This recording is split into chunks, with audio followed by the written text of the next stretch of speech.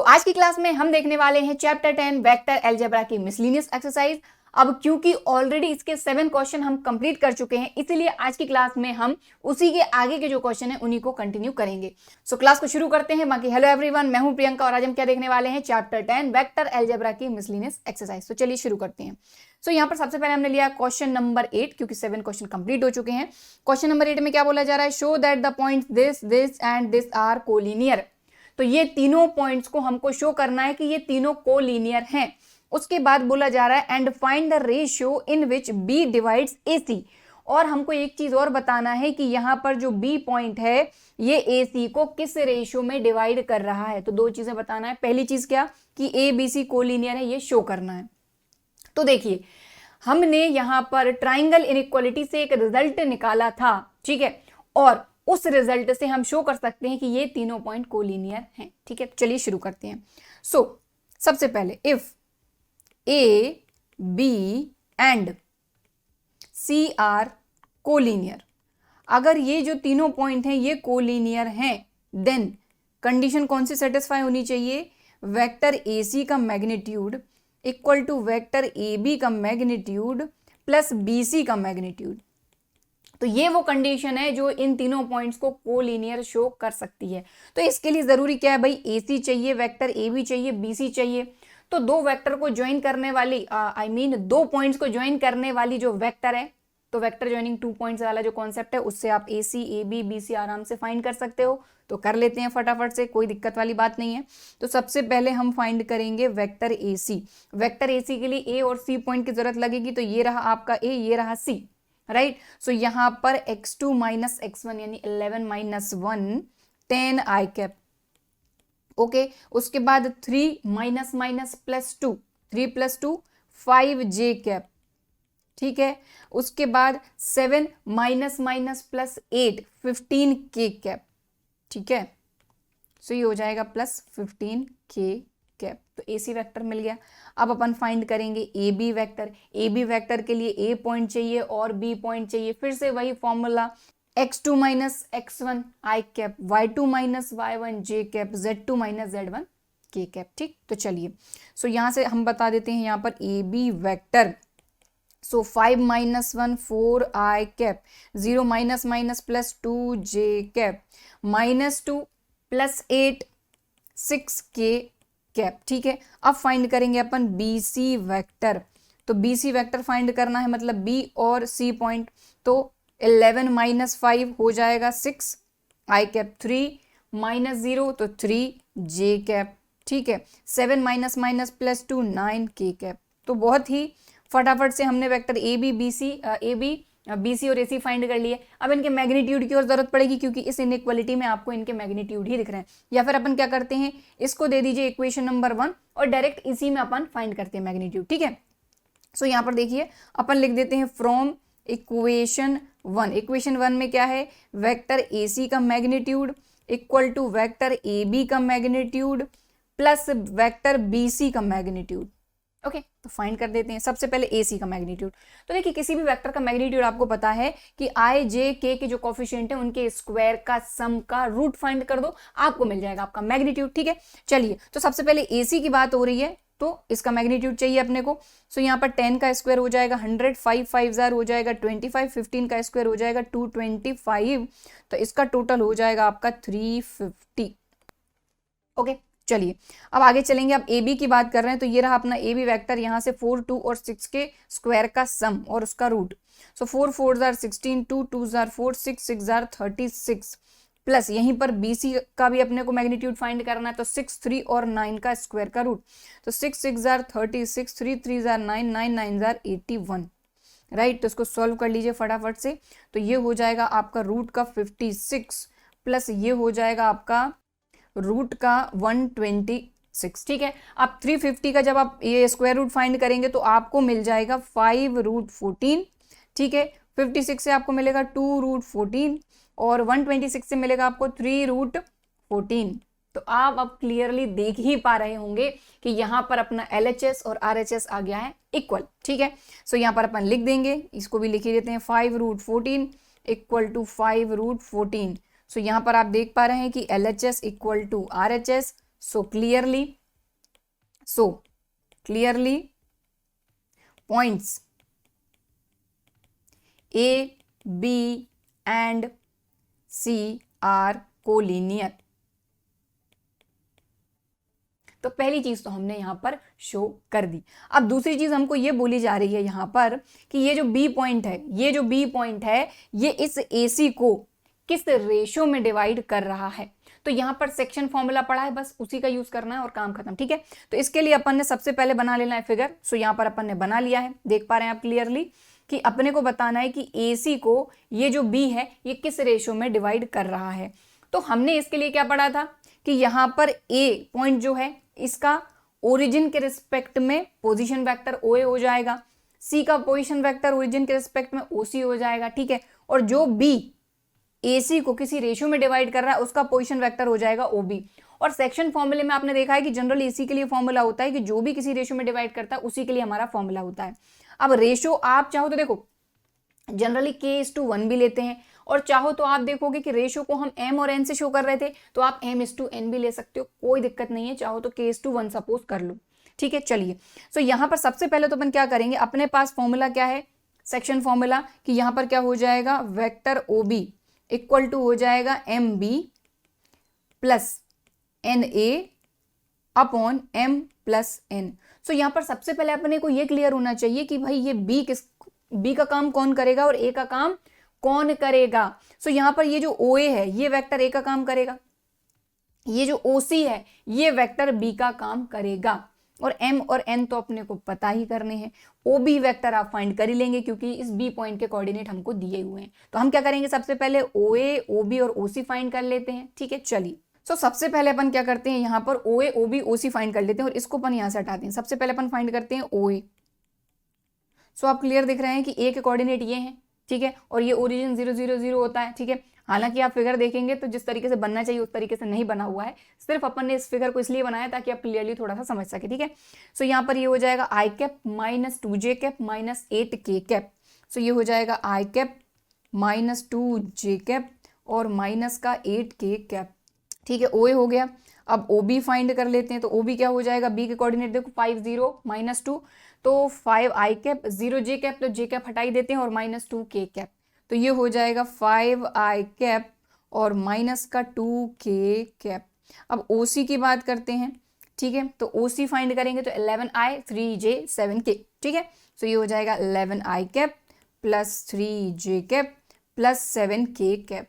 ठीक है, क्लियर। और इसके बाद अगर M:N की बात करें तो M के लिए M का काम खुद M कर रहा है और N के लिए खुद N कर रहा है। चलिए, सो हमको बताना है M और N की वैल्यू यानी रेशो अपने को बताना है।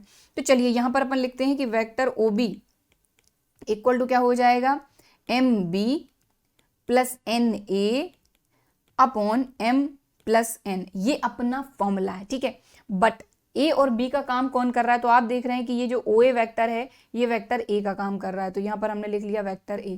ठीक है, इसको थोड़ा सा हटाते हैं, ये हो गया आपका वेक्टर A। ठीक है, और ये जो OC है क्योंकि AC को डिवाइड कर रहा है तो अपना A पॉइंट और C पॉइंट, तो ये जो OC है ये किसका काम करेगा, अपना वेक्टर B का। अब वैल्यू रख दो, दैट्स इट। तो फटाफट से रखते हैं। सो देखें, तो OB वेक्टर आप खुद देख पा रहे हैं, ये रहा, उठा के यहाँ पर रख दीजिए 5I माइनस 2K। तो यहाँ पर हमने रखा 5I minus 2K cap.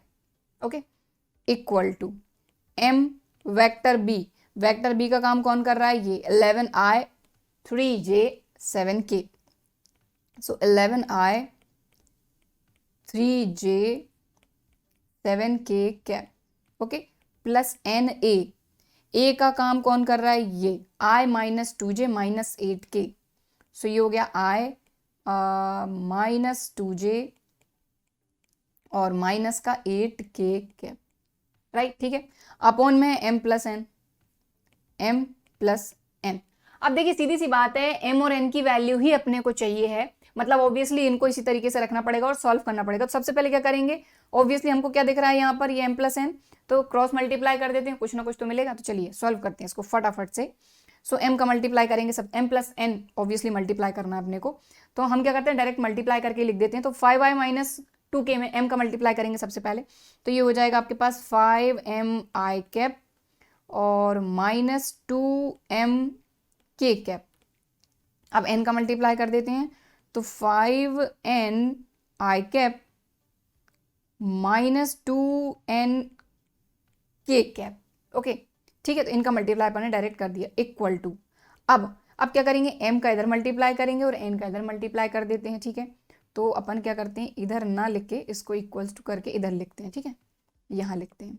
So ये हो जाएगा देखो 11mi cap plus 3mj cap plus 7mk cap plus ni cap -2nj cap -8nk cap. तो हमने क्या किया, सिंपली ये m का मल्टीप्लाई कर दिया ब्रैकेट में और ये n का कर दिया। अब अपन क्या करेंगे, m वाले टर्म्स इक्वल्स टू एक तरफ कर लेंगे और n वाले टर्म्स एक तरफ कर लेंगे, क्योंकि m और n की वैल्यू तो चाहिए अपने को।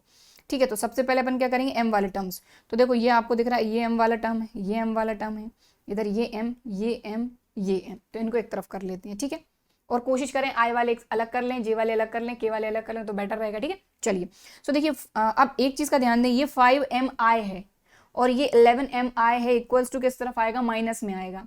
ठीक है, तो 5mi माइनस 11mi -6mi, तो डायरेक्ट लिख देते हैं। तो ये हो जाएगा आपका -6mi कैप। ओके चलिए अब आगे बात करते हैं, i की बात हो गई, अब j की बात करते हैं। तो देखिए यहाँ पर तो j वाला टर्म है ही नहीं, mj का, और यहाँ पर mj वाला ये इधर आएगा, माइनस में हो जाएगा, तो ये हो जाएगा माइनस का 3mj कैप।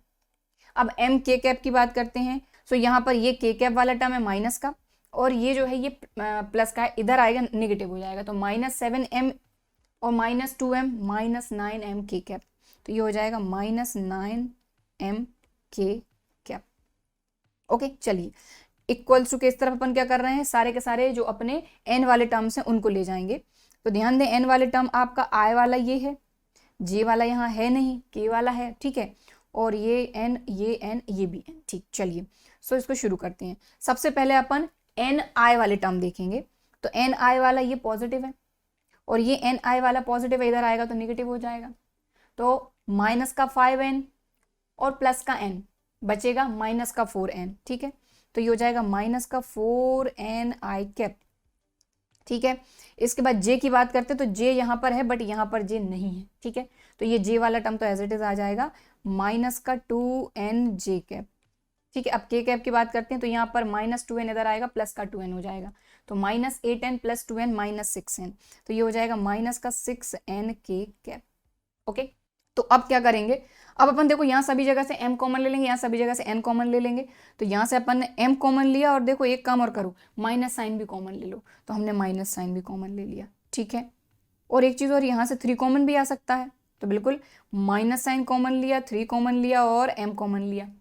ठीक है, तो बचा क्या क्या देखो ज़रा, ये हो जाएगा 3 2 6 i cap, 3 1 3 j cap, 3 3 9 k cap, क्योंकि माइनस साइन भी कॉमन ले चुके हैं। ठीक है, अब इक्वल टू, यहाँ से भी अपन माइनस साइन कॉमन ले लेते हैं, 2 कॉमन ले लेते हैं और n कॉमन ले लेते हैं। ब्रैकेट में क्या बचा वो लिखेंगे, तो ये हो जाएगा 2 2 4 i cap, 2 1 2 j cap, 2 3 6 k cap. Okay, so अब एक चीज़ का और ध्यान दें आप, ये माइनस से माइनस कैंसिल हो गया और क्या बचा, और एक काम और करिए कि देखिए ये वाला जो टर्म दिख रहा है आपको, ये वाला टर्म और ये वाला टर्म बिल्कुल एक जैसे हैं, कैंसिल हो जाएंगे क्योंकि ऑब्वियसली मल्टीप्लाई में कैंसिल हो गए। बचा क्या, तो एक काम यहाँ पर आप करिए, हमको चाहिए m/n, मतलब m/n, राइट। सो ये n यहाँ ले जाइए, तो मल्टीप्लाई में डिवाइड में जाएगा। ठीक है, सो यहाँ पर हमने क्या किया, m अपना एज इट इज़ रखा, n को यहाँ ले आए, 2 अपना एज इट इज़ रखा और 3 को उधर ले जाओ, तो m/n आ गया, मतलब कि हमको रेशो मिल गया m/n इक्वल टू 2/3। तो ये आ गया आपका आंसर। सो यहाँ पर एक चीज आपको शो करने के लिए बोली गई थी और एक चीज आपसे क्वेश्चन में पूछा था कि जो बी पॉइंट है वो ए सी को किस रेशो में डिवाइड करेगा, तो ये डिवाइड करेगा 2:3 रेशो में, और यही है आपका आंसर। ठीक है, क्लियर, बात आ गई समझ में। तो यहाँ पर बस आपका सेक्शन फॉर्मूला जो है वो लगना था, लेकिन यहाँ पर एक्स्ट्रा काम ये करना था आपको, इसलिए थोड़ा टाइम लगेगा ऑब्वियसली। ठीक है, चलिए अगले क्वेश्चन पे चलेंगे। सो अगला क्वेश्चन आता है अपना question number 9। So question number 9 की अगर बात करें तो यहाँ क्या बोला जा रहा है, find the position vector of a point R which divides the line joining 2 points P and Q whose position vector are 2a plus b, a minus 3b externally in the ratio 1:2। देखो जब clearly बोला है externally तो externally वाला formula लगा दो। ये आपका वेक्टर है, ये वेक्टर है किसका, पोजीशन वेक्टर P और Q का, और R जो है इसका पोजीशन वेक्टर आपको बताना है। तो आराम से सीधा फॉर्मूला लगाओ, सेक्शन फॉर्मूला एक्सटर्नली वाला, और काम खत्म करो। देखो ध्यान दो, जनरली एक्सटर्नली वाला फॉर्मूला क्या होता है आपका, देखो पोजीशन वेक्टर ऑफ आर क्या हो जाएगा, O R vector, position vector of P क्या हो जाएगा, ओ पी वेक्टर, जो हमको दिया है 2a vector plus b vector, और पोजीशन वेक्टर ऑफ क्यू दिया है हमको ओ क्यू वेक्टर, जो कि है vector a minus 3b vector. ये अपने को दिया हुआ है, रेशो अपने को दिया हुआ है एक्सटर्नली, ठीक है, एक्सटर्नली डिवाइड कर रहा है m/n, यानी कि रेशियो दिया है 1:2। तो सीधा एक्सटर्नली वाला फॉर्मूला लगाओ, काम खत्म करो, ठीक है। सो फॉर्मूला क्या हो जाएगा अपना, ओ आर ही है ना, हाँ। So O R vector equal to ये हो जाएगा mb minus NA upon m minus n। अब ध्यान ये देना है कि b का काम कौन करेगा, a का काम कौन करेगा। तो सीधी सी बात है कि यहाँ पर किसकी बात हो रही है, p पॉइंट और q पॉइंट की। तो जो p पॉइंट का पोजीशन वेक्टर रहेगा वो वेक्टर a की तरह काम करेगा और ये वेक्टर b की तरह काम करेगा। अब यहाँ पर आप खुद देख रहे हैं a और b ऑलरेडी, तो इस तरीके से आपको लिखना नहीं है, बट फॉर्मूले से मैं आपको कंपेयर करा रही हूँ, ठीक है। सो यहाँ पर फॉर्मूले को अगर आप चेंज करो तो ये हो जाएगा आपका, देखो m O Q vector minus n OP vector upon m minus n। तो आई होप बात समझ में आ गई होगी। वैल्यू रखो, काम खत्म, ठीक है। सो यहाँ पर वैल्यू रखते हैं। सो OR वेक्टर जो है वो आपको मिल जाएगा, m की वैल्यू क्या है 1, और OQ क्या है अपना vector A minus 3B vector, minus n की जगह पर कौन है 2 है। फिर A वेक्टर क्या है अपना, OP क्या है अपना यहाँ पर, तो ये है 2A vector plus B vector, और m माइनस n, तो m क्या है आपका 1 माइनस n क्या है 2। सॉल्व कर लो, बस मिल जाएगा OR वेक्टर। तो OR वेक्टर क्या हो जाएगा आपका, ये हो जाएगा vector A minus 3B vector minus 2 2 ज़ार 4A vector minus 2B vector 1 minus 2 यानी कि 1 बट नेगेटिव, ठीक है। अब ये हो जाएगा, देखो माइनस का 4A और A हो जाएगा माइनस का 3A वेक्टर माइनस का 3B माइनस का 2B माइनस का 5B वेक्टर अपॉन माइनस 1, और सही तरीके से लिखना चाहो तो ये हो जाएगा 3A वेक्टर प्लस का 5B वेक्टर, और ये आ जाएगा आपका OR वेक्टर। तो R का पोजीशन वेक्टर तो अपन ने फाइंड कर लिया। और कुछ पूछा है क्या? यस, और कुछ भी पूछा है? तो यहाँ तक तो अपन ने क्वेश्चन सॉल्व कर लिया। अपने को बोला गया था find the position vector of R, तो R का पोजीशन वेक्टर OR अपन ने फाइंड कर दिया। Which divide the line joining 2 points PQ whose position vectors are this externally in the ratio this. अब इसके आगे जो बोला गया ऑल्सो, ये अपने को बताना, ठीक है। तो ऑल्सो क्या पूछा, also show that P is the mid point of the line segment RQ। तो अब यहां पर हमको ये शो करना है कि ये जो P पॉइंट है ये RQ का मिड पॉइंट है, ठीक है भाई, करते हैं। तो देखो किसकी बात हो रही है, RQ की, और हमको बोला है कि P जो है वो मिड पॉइंट है, ये शो करिए, ठीक है। तो अब एक चीज का ध्यान दें आप कि अगर ये मिड पॉइंट है तो मिड पॉइंट के लिए हमने क्या बताया था कि अगर कोई भी मिड पॉइंट है तो उसका पोजीशन वेक्टर इक्वल टू क्या हो जाएगा, vector OR plus vector OQ upon 2। समझ रहे हैं बात को? ठीक है भाई, सिंपल सी बात है। एक मिनट, कि हमको बोला जा रहा है कि ये जो P है ये मिड पॉइंट है, ये शो करो। तो अगर ये मिड पॉइंट है, कहने का मतलब इसका पोजीशन वेक्टर जो है ये क्या हो जाएगा, OR plus OP, sorry OR plus OQ upon 2। समझ रहे हैं बात को? क्योंकि ये वेक्टर A की तरह काम करेगा, ये वेक्टर B की तरह काम करेगा, तो vector A plus vector B upon 2, यही फॉर्मूला हमने पढ़ा था। तो देखिए हमेशा वेक्टर A और वेक्टर B नहीं दिया जाएगा, क्वेश्चन के हिसाब से ये चीजें चेंज होंगी, तो ऑब्वियसली आपको इन चीजों का ध्यान रखना है। ओके चलिए, सो यहाँ पर अगर OP वेक्टर जो है ये अगर हम फाइंड करते हैं, ठीक है, तो यही OP वेक्टर अगर आ जाता है, कौन सा, ये जो अपने पास है, कहाँ गया ये, तो ये प्रूव हो जाएगा, ठीक है। चलिए, तो हमको किस चीज की जरूरत है, OR और OQ की। सो OR वेक्टर क्या है, ओ आर तो अपन ने अब भी फाइंड किया है, ओ आर वेक्टर ये आया है 3a + 5b, तो यहाँ अपन ने रख दिया, एक मिनट, 3a + 5b + OQ, तो OQ तो अपने क्वेश्चन में दिया हुआ था, OQ कहाँ रहा, ये रहा, a - 3b, ठीक है। सो यहाँ रख देते हैं वेक्टर a - 3b और अपॉन में 2, ठीक। चलो, so OP vector equal to 3a + a, ये हो जाएगा 4 वेक्टर a, 5 - 3b ये हो जाएगा प्लस का 2b vector upon 2, obviously 2 common लोगे, 2 से 2 कैंसिल हो जाएगा, तो OP वेक्टर आपका आ जाएगा 2 × 2 = 4, तो 2a vector plus b vector. तो आप खुद बताइए कि OP वेक्टर यहाँ पर आपने जो फाइंड किया है, OP वेक्टर 2a + b जो अपने को क्वेश्चन में दिया था वो है कि नहीं, 2a + b, दैट्स इट, ठीक है, क्लियर, समझ में आ गई बात। सो यहाँ पर आप चाहो तो यहाँ पर भी लिख दो कि ये अपना 2a vector plus b vector equal to 2a vector plus b vector, hence P is the midpoint of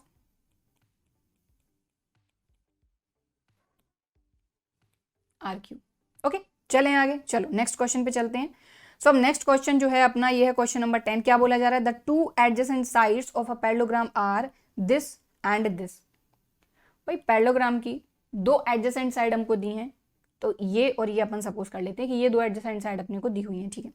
find the unit vector parallel to its diagonal, अच्छा, ऑल्सो फाइंड इट्स एरिया। तो देखिए अगर 2 एडजेसेंट साइड ही हैं तो इसका area तो आप आराम से फाइंड कर सकते हो, क्योंकि अगर ये साइड A है आपकी, ये साइड B है, तो मैग्नीट्यूड ऑफ A × B अगर आप कर दो तो आपको इस पैरेललोग्राम का एरिया मिल जाएगा, ठीक है। तो ये तो आप कर ही लोगे।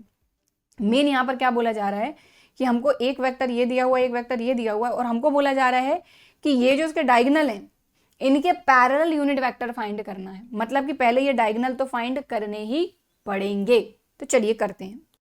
Late vector A equal to 2i cap - 4j cap + 5k cap. तो देखिए यहाँ पर हम क्या करते हैं, वेक्टर A को अपना ये वाला वेक्टर ले लेते हैं, वेक्टर B को ये वाला वेक्टर B ले लेते हैं, ठीक है। सो वेक्टर A ये हो गया, वेक्टर B हमारा हो जाएगा आपका i cap - 2j cap - 3k cap, ठीक है। और यहाँ पर अपन मेंशन कर देते हैं कि ये अपना वेक्टर A की तरह काम कर रहा है, ये अपना वेक्टर B की तरह काम कर रहा है, तो ऑब्वियसली पैरेललोग्राम में अपोजिट साइड पैरेलल और इक्वल होती हैं, तो ये वेक्टर B हो जाएगा और ये वेक्टर अपना A हो जाएगा, ये इस तरीके से,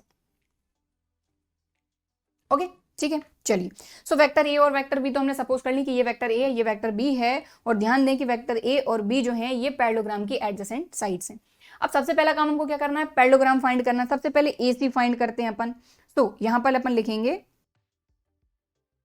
डायगोनल ऑफ पैरेललोग्राम। सो यहां पर सबसे पहले अपन वेक्टर AC फाइंड करेंगे, ठीक है। तो अब एक चीज का आप ध्यान दो कि अगर आपको AC फाइंड करना है तो यहां पर आप चाहो तो ट्राइंगल लॉ भी लगा सकते हो, चाहो तो पैरेललोग्राम लॉ भी लगा सकते हो, क्योंकि हम ऑलरेडी पढ़ चुके हैं कि एक ये डायरेक्शन है आपकी, ये डायरेक्शन है, तो इसकी जो रिजल्टेंट डायरेक्शन रहेगी ये क्या हो जाएगी, वेक्टर A + वेक्टर B। तो ये AC आ जाएगा आपका वेक्टर A + वेक्टर B। तो A और B को आप ऐड कर लो, तो वेक्टर A क्या है अपना, ये रहा, वेक्टर B क्या है अपना, ये रहा, दोनों को ऐड कर लो फटाफट से, I में I, J में J, K में K, तो 2i + I हो जाएगा आपका 3i कैप -4j - 2j हो जाएगा -6j कैप, और 5 - 3 ये हो जाएगा 2k कैप। तो वेक्टर AC मिल गया। चलो अब वेक्टर BD फाइंड करते हैं, मतलब कि डायगोनल अपना ये फाइंड करना है BD। तो खुद आप देख रहे हैं ये वेक्टर इस तरफ जा रहा है, ये इस तरफ जा रहा है, तो ये हो जाएगा आपका A - B। अगर सॉल्व भी करेंगे तो आपको A - B ही मिलेगा। तो वेक्टर A - वेक्टर B, तो A में से B माइनस कर दो, तो यहाँ से 2i - I हो जाएगा I कैप, ठीक है। इसके बाद -4i - +2i, तो -4j + 2j, तो ये हो जाएगा -2j, ठीक है। और 5 -+3 हो जाएगा, ये हो जाएगा 8k कैप, ओके। तो दोनों जो अपने को डायगोनल है वो मिल गए, लेकिन हमको बोला क्या गया है, हमको बोला गया है find the unit vector parallel to its diagonal. तो भाई इनके पैरेलल अगर हमको यूनिट वेक्टर फाइंड करना है तो ये जो हमारे डायगोनल है इन्हीं का यूनिट वेक्टर फाइंड कर देंगे, तो उसी के पैरेलल अपने को यूनिट वेक्टर मिल जाएगा, दैट्स इट, ठीक है। तो यहां पर लिखेंगे यूनिट वेक्टर पैरेलल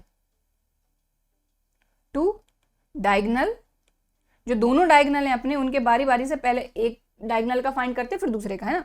तो पैरेलल टू डायगोनल AC, सो यहाँ पर अपन क्या करेंगे, जो AC वेक्टर है अपना उसी का यूनिट वेक्टर फाइंड कर देंगे। तो यहाँ पर अपन लिख देते हैं कि वेक्टर AC अपॉन AC का मैग्नीट्यूड।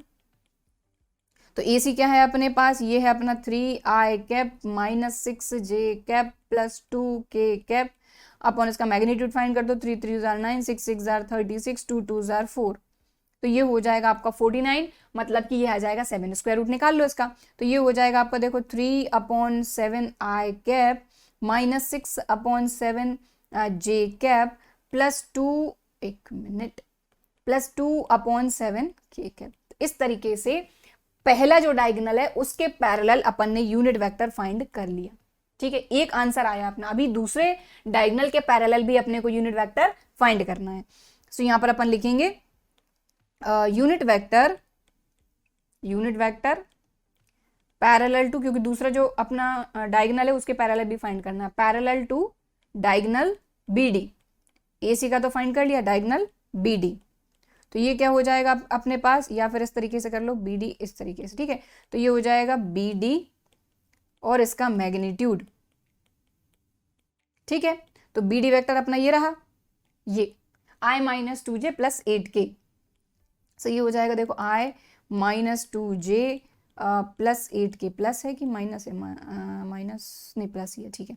और अपॉन इसका रूट, तो 1 का स्क्वायर 1, 2 2 4, 8 8 64, 64 और 4 ये हो जाएगा 69।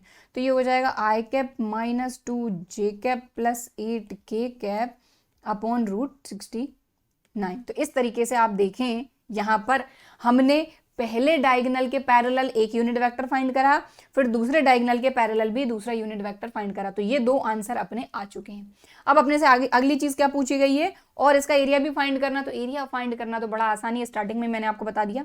तो यहाँ लिख देंगे अपन कि एरिया ऑफ पैरेललोग्राम ABCD, इसका एरिया फाइंड करना। तो ये क्या हो जाएगा, magnitude of vector A cross vector B। इससे आपको मिल जाएगा।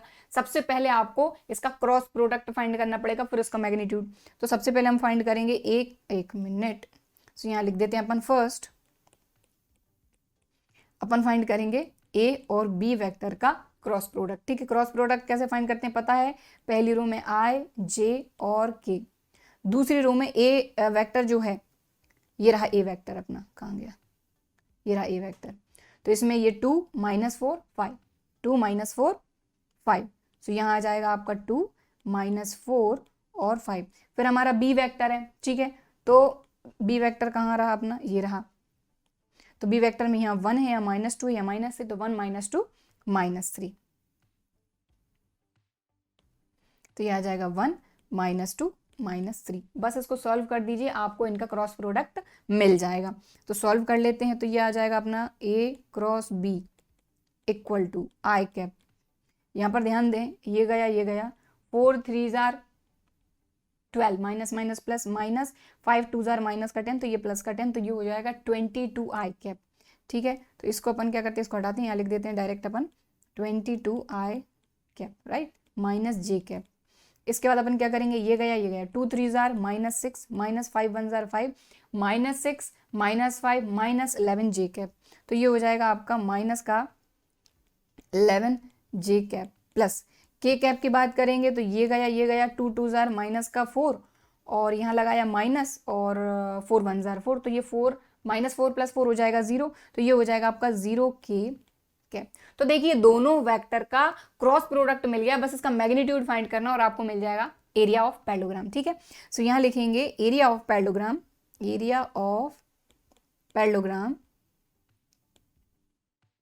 ABCD। तो ये क्या हो जाएगा, magnitude of A cross B। तो देखो इसका मैग्नीट्यूड फाइंड कर लो, 22 का स्क्वायर 484 प्लस 11 का हो जाएगा 121, तो ये हो जाएगा 605, मतलब कि 11√5, ठीक है। और एक मिनट, यहाँ पर प्लस आएगा, ठीक है, क्योंकि देखो J कैप पे ऑलरेडी माइनस लगेगा, ठीक है। और इसको सॉल्व करोगे तो 2 3 जार -6 -5 -11, और यहाँ पर एक और माइनस है, माइनस माइनस प्लस 11, ठीक है। तो हालांकि अपने इस पर तो कोई फर्क नहीं पड़ा, बट ध्यान देना इन चीज़ों का भी, ठीक है। तो इस तरीके से ये आ गया square units.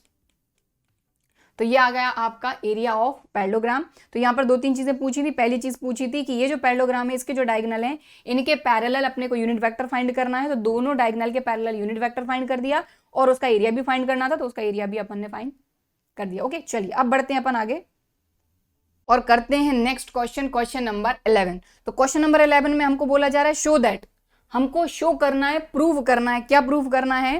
That the direction cosines of a vector equally inclined to the axis ox, oy, oz are this। हमको ये बोला गया है कि किसी वेक्टर के, कोई वेक्टर है जिसके की जो डायरेक्शन कोसाइंस हैं वो इक्वली इंक्लाइंड है to the axis ox, oy, oz। कहने का मतलब ये है, हमको ये चीज पता है कि अगर इस तरीके से कोई भी वेक्टर है, ठीक है, कोई भी वेक्टर है तो वो एक्स एक्सिस के साथ एक एंगल बनाएगी, वाई के साथ बनाएगी, जेड के साथ बनाएगी, और जो एंगल आते हैं उसी की अगर कॉस वैल्यू फाइंड करते हैं तो वो हमारे हो जाते हैं डायरेक्शन कोसाइंस, ठीक है। तो यहां पर हमको ये बोला गया है कि ये इक्वली इंक्लाइंड है, ठीक है। जो डायरेक्शन कोसाइंस है वो इक्वली इंक्लाइंड है विद द एक्सिस दिस, और जो डायरेक्शन कोसाइन है वो अपने ये हैं। ये अपने को बोला गया है कि ये शो करो कि ये रहेंगे, तो कर देते हैं, कोई दिक्कत वाली बात नहीं है। तो सबसे पहले अपन सपोज करते हैं कि लेट अ वेक्टर ए, हमने सपोज कर लिया कि एक वेक्टर ए है अपने पास, एंड उसके जो डायरेक्शन कोसाइंस है वो है एल, एम और एन। उन्हीं को आप कह सकते हैं cos alpha, cos beta, cos gamma, ठीक है। एंड जो अपने डायरेक्शन कोसाइंस हैं are, l, m and n. Okay, सबसे पहले तो अपने कुछ चीजें तो चाहिए, ठीक है। अब इसके बाद यहां पर बोला जा रहा है show that the direction cosines of a vector equally inclined to the axis this are this, यानी डायरेक्शन कोसाइंस ये होंगे, ये शो करना है, लेकिन ये इक्वली इंक्लाइंड है। अब एक बात बताइए, इक्वली इंक्लाइंड का मतलब ये है कि कोई भी वेक्टर है वो इक्वली इंक्लाइंड है सारे एक्सेस से, O X, O Y, O Z से। तो कहने का मतलब ये है कि एक्स एक्सिस के साथ जो एंगल बन रहा है वही वाई के साथ बन रहा है, वही जेड के साथ बन रहा है। मतलब कि यहां पर आपका अल्फा और बीटा और गामा ये तीनों एंगल इक्वल है, ये कहा जा रहा है आपसे, ठीक है। सो यहां लिखेंगे अपन कि अपने को जो बोला जा रहा है अपन वही लिखते हैं, ठीक है। तो यहां लिखेंगे direction cosines of a vector equally inclined to the axis O X, O Y and O Z. इसका मतलब क्या है, मैंने अभी आपको बताया कि आपका जो एंगल है अल्फा और बीटा और गामा ये तीनों इक्वल है। एक मिनट, यहाँ गामा बनाना, ये तीनों इक्वल है, ठीक है। और अपने को एक चीज पता है डायरेक्शन कोसाइन से रिलेटेड, ठीक है। फॉर्मूले जब हमने किए थे तब भी हमने ये चीज पढ़ी थी, एंड वी नो दैट, क्या पता है हमको कि भाई जो आपके डायरेक्शन कोसाइंस होते हैं उनके स्क्वायर का सम होता है 1। पढ़ा था कि नहीं, कि l square plus m square plus n square equal to क्या होता है, 1 होता है। लेकिन अब सीधी सी बात है कि इनका तो यूज कहीं ना कहीं करना पड़ेगा, ठीक है। तो ध्यान दो, एल की जगह पे हम लिख सकते हैं कॉस अल्फा, तो कॉस स्क्वायर अल्फा, यहां लिख सकते हैं अपन कॉस स्क्वायर बीटा, और यहां लिख सकते हैं हम cos square gamma equal to 1। तो जैसा कि अभी हमने यहां पर देखा कि ये तीनों तो इक्वल हैं, तो अल्फा की जगह पे बीटा लिख सकते हो, बीटा की जगह पे गामा लिख सकते हो, गामा की जगह पे अल्फा लिख सकते हो। तो हम क्या करते हैं कि तीनों की जगह पे कोई एक ही लिख देते हैं, चाहो तो अल्फा लिख लो, चाहो तो बीटा लिख लो, चाहो तो गामा लिख लो, ठीक है। तो हम अल्फा लिख लेते हैं। तो यहां पर हमने लिखा कि cos square alpha plus cos square alpha plus cos square alpha equal to 1। तीनों को ऐड करोगे तो ये हो जाएगा 3 cos square alpha equal to 1, और ये हो जाएगा cos square alpha equal to 1/3, और इस पे स्क्वायर लगेगा तो cos alpha equal to root 1/3, root से बाहर आके ये हो जाएगा cos alpha equal to plus minus 1/√3। समझ में आई बात? तो कॉस अल्फा अगर ये आया तो वही कॉस बीटा रहेगा, वही कॉस गामा रहेगा, ठीक है। तो यहां पर वही चीज आ गई, हमको यहां पर यही बोला गया था कि आप शो करो कि ये रहेंगे आपके डायरेक्शन कोसाइंस, तो हमने शो कर दिया, दैट्स इट। तो यहां लिख देंगे, ठीक है, कि so direction cosines are plus minus 1/√3, 1/√3, 1/√3। Okay, clear. तो ये हमने प्रूव कर दिया, यही हमको प्रूव करना था। ठीक है, क्लियर, समझ में आ गई बात। तो इस तरीके से आपका क्वेश्चन नंबर 11 होता है खत्म, और जो आज की क्लास है वो भी होती है खत्म। तो आई होप कि सारे क्वेश्चन समझ में आए होंगे, वीडियो भी पसंद आया होगा। वीडियो पसंद आया है तो क्या करना है पता है ना आपको, वीडियो पसंद आया है और यहाँ तक आपने वीडियो को देखा है तो प्लीज लाइक किए बिना बिल्कुल मत जाइएगा, और शेयर जरूर करिए, और सब्सक्राइब नहीं किया है अभी तक तो चैनल को सब्सक्राइब जरूर कर लीजिएगा इसी तरह के और वीडियोस के लिए। तो चलिए फिर मिलते हैं अगले वीडियो में, तब तक के लिए बाय एंड थैंक यू।